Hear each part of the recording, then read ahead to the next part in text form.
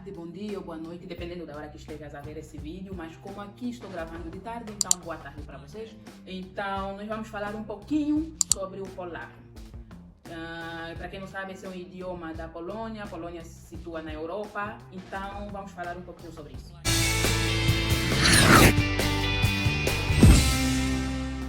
Primeiro, eu li em alguns artigos, pelo menos acho que de uns 5 ou 6 artigos e blogs, eu vi que o polaco sim está na lista dos 10 idiomas mais difíceis do mundo, isso incluindo mandarim, chinês, japonês.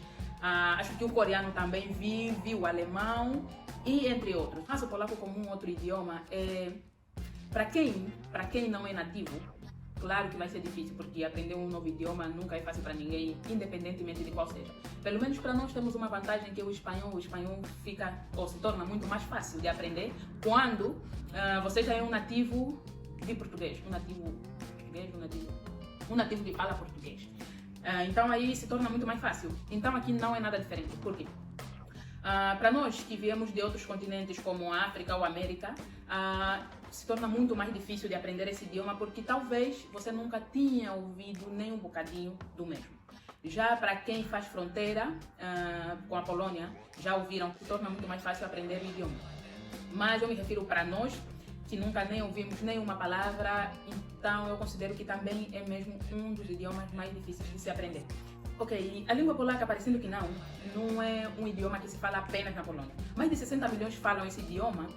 Claro que a maioria deles reside na Polônia e é nativo deste país. Então, tem alguns outros países que falam polonês, como Bielorrússia, Ucrânia, mais o que? Lituânia. Li também um dos sites que até no Brasil também falam esse idioma. Em algumas partes da cidade do Rio Grande do Sul, Santa Catarina e, se bem me lembro, também algumas partes de São Paulo. Não sei se é verdade, apenas li. Então, foram esses países que eu vi em alguns dos sites que também falam esse idioma. O polonês ou o polaco é o idioma eslavo mais falado depois do russo. Então, vamos logo ao assunto. Como, para começar a falar de um idioma, claro que é necessário começar pelo abecedário. E aqui o abecedário deles tem 35 letras, mas das quais eles usam praticamente 32. Porque o Q, o V e o X são considerados como letras estrangeiras. Sim, porque usam apenas para escrever algumas das palavras estrangeiras, ou seja, que não são palavras oficialmente polacas. Mas no abecedário deles, além das letras normais, porque são iguais aos nossos, né? As nossas letras, com algumas alterações.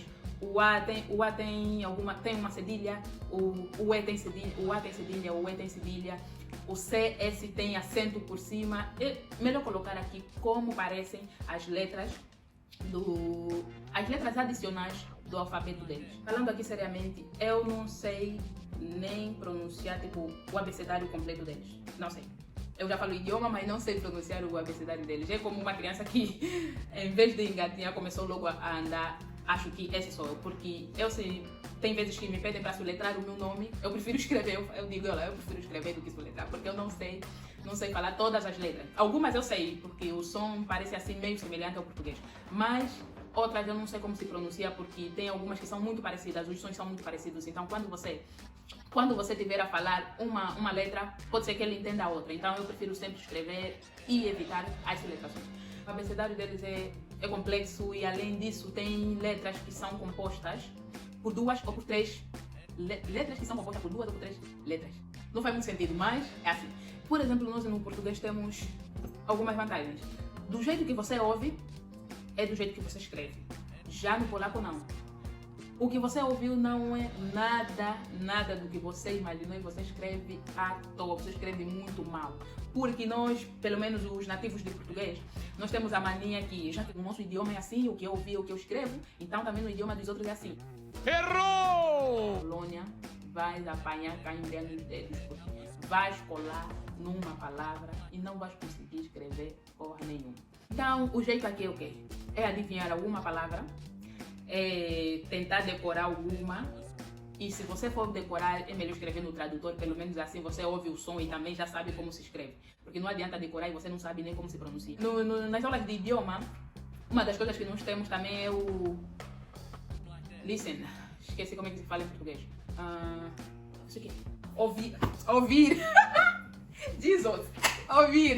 Eu sei que tem pessoas que vão falar, isso aí, como é que esqueceu o teu idioma nativo? Você esquece, mesmo tem palavra que não tem como lembrar. Você esquece mesmo como se fala. Então, eu esqueci. Nós temos algumas provas assim e parece que no princípio você ouve eles muito, muito rápido.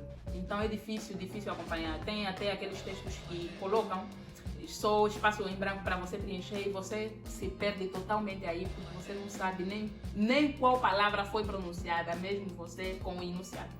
Então é meio complicado escrever em polaco, porque o que você ouve não é o que você vai escrever exatamente. E o outro ponto é o quê?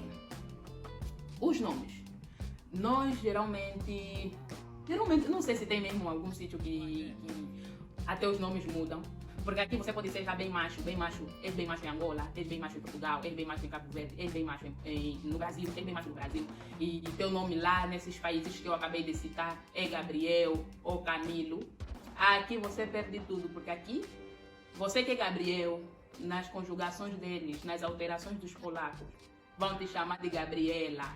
Pana Gabriela, isso. No, God, please, no! No! Quer dizer, senhor Gabriel, vê isso, Pana Gabriela. Você que é Camilo, já bem macho, aqui vão te chamar de Camila, vai ser Pana Camila, vão te chamar Camila. Aqui altera tudo. Então é assim, cada substantivo, cada pronome, eu acho que tudo aqui tipo altera.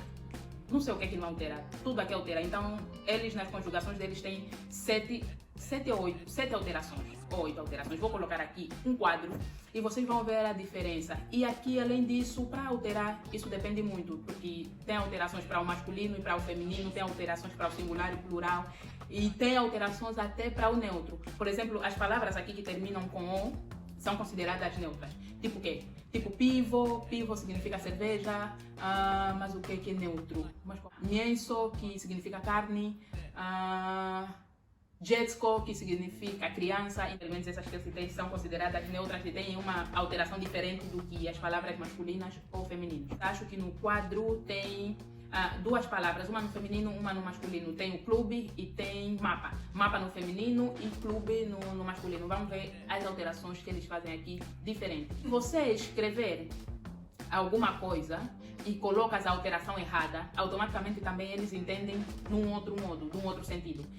Então, você quer às vezes falar que eu vou para a praia, eles entendem talvez que você está voltando da praia, porque você não conjugou direito. Acho que a única coisa boa no idioma daqui da Polônia, a única coisa boa é que não importa a ordem que você vai colocar, desde que a conjugação esteja certa, claro. Então, não importa a ordem que você vai colocar, sempre eles leem do mesmo jeito. Por exemplo, como a frase, hoje está frio, você pode falar, este gimno dzisiaj este gimno, ou gimno este dzisiaj. Ou seja, você trocou a ordem das 3 palavras para falar que hoje está frio, mas aqui na Polônia não tem diferença. Eles entendem da mesma forma desde que a conjugação esteja correta. Então, acho que essa é a única vantagem desse idioma que até agora eu reparei. Outra coisa que é difícil aqui é que tem palavras que são praticamente iguais na escrita e também na fala. Como, por exemplo, entrada e saída. Entrada e saída não é bem diferente, é mesmo. Entrada, só e saída, acabou.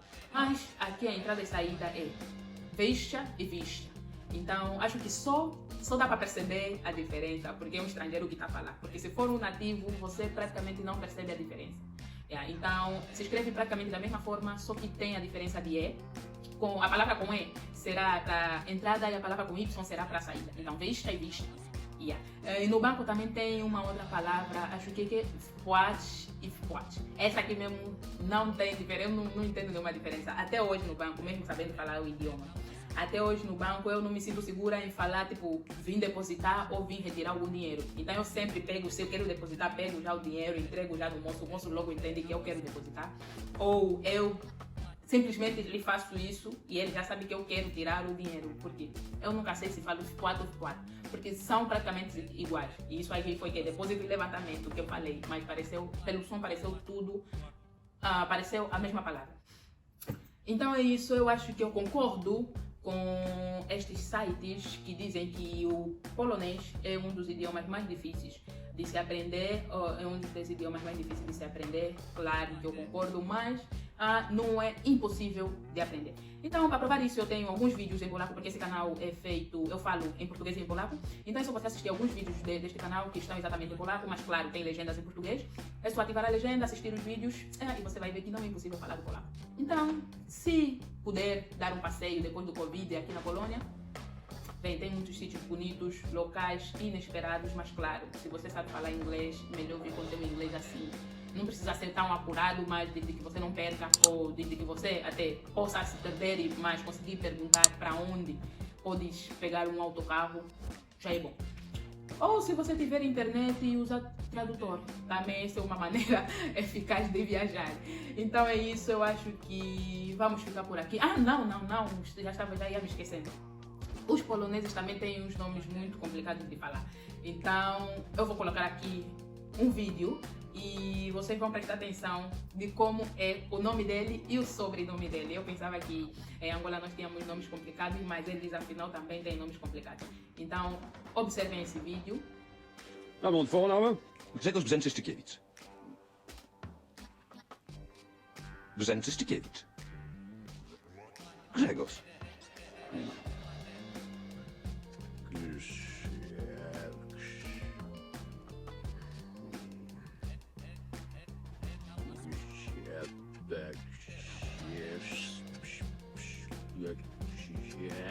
Brzęczyszczykiewicz.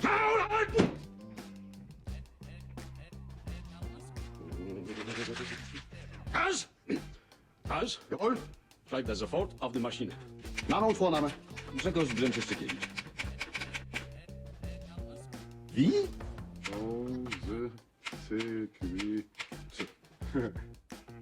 Geboren. Chrząszcz Czyżewoszyce, powiat Łękołody.